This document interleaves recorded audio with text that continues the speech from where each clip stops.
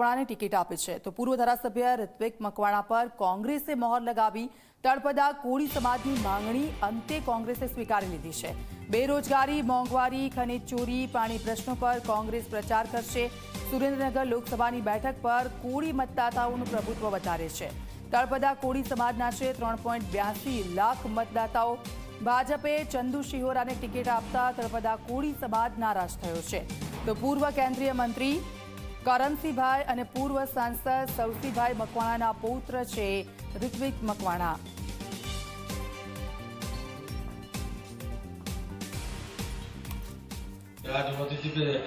સુરેન્દ્રનગર જિલ્લાની અંદર જ્યારે કોંગ્રેસ દ્વારા ઉમેદવારની જાહેરાત નથી થતી ત્યારે અત્યારે કોંગ્રેસ દ્વારા ઉમેદવારની જાહેરાત થતાની સાથે જ તે ઋત્વિકભાઈ મકવાણા આપણી સાથે છે। એમની પાસે જાણી છીએ કે લોકોની કેવી અપેક્ષા છે અને આપ કઈ રીતે કામ કરશો।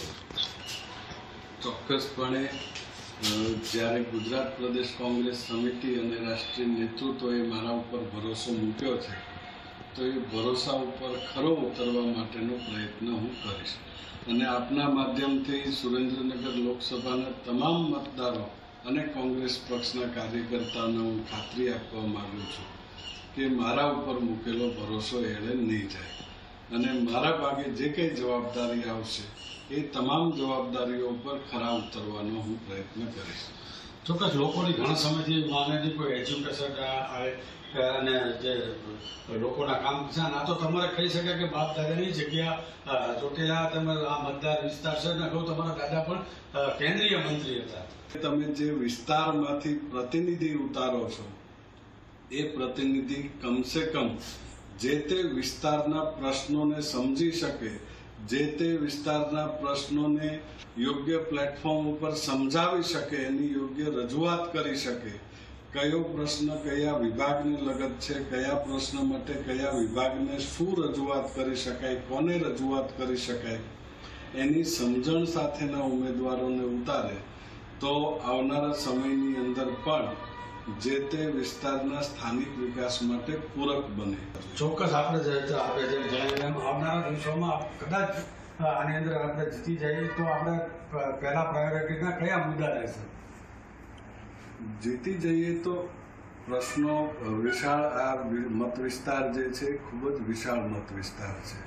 અલગ અલગ 4 જિલ્લા, આમ તો 5 જિલ્લા, રાજકોટમાં પણ થોડા ગામડાઓ આવે છે, એના સહિત ગણીએ તો 5 જિલ્લામાં વહેંચાયેલો વિસ્તાર છે।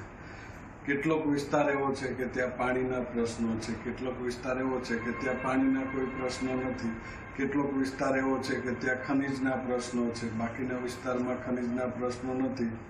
મારા મત વિસ્તારમાં ધોલેરા પણ આવે છે જ્યાં સર છે, એક બાજુ બહુચરાજી વિસ્તારમાં મારુતિના પેલા ફેક્ટરીઓનો ઉદ્યોગો છે તો ત્યાં સ્થાનિક લોકોને રોજગારના પ્રશ્નો છે।